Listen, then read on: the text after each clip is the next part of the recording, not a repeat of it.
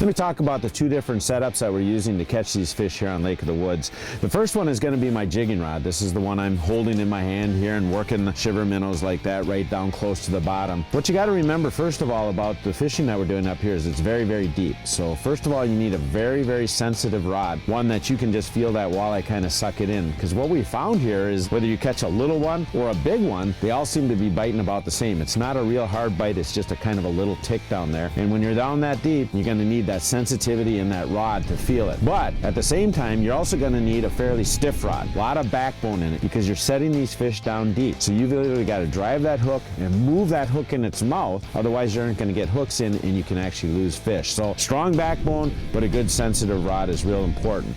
Another thing that's going to help you with that sensitivity is the main line that you're using. I'm using a 10-pound test nano here. The reason I like nano is it's very thin, it's very sensitive, so I'll feel those bites. But also one really nice thing is it's cold out. I mean, we got 5-10 degree weather up here, so icing up on the line is an issue.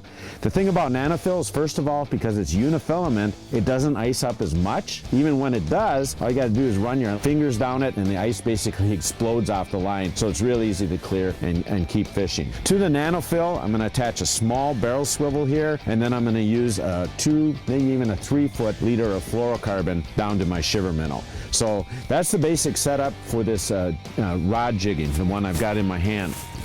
The other rod that I'm going to use is a rod out in the hot box, and a dead stick is basically very, very limber. It's built so that when a fish grabs on it, it can load up a little. The fish doesn't necessarily feel it. Gives you time to get out to the box and then set the hook. So this is the one that I typically use. Now what's interesting is in this trip I found that the fish don't hang themselves. They don't just grab on and hold on. What they're doing is they all need some kind of action put on that bait, on that little jig down there. So I went to just a standard jigging rod out there, same one I'm using in my hand, because then I get all those good attributes of feeling the bite and being able to set the hook nice and hard.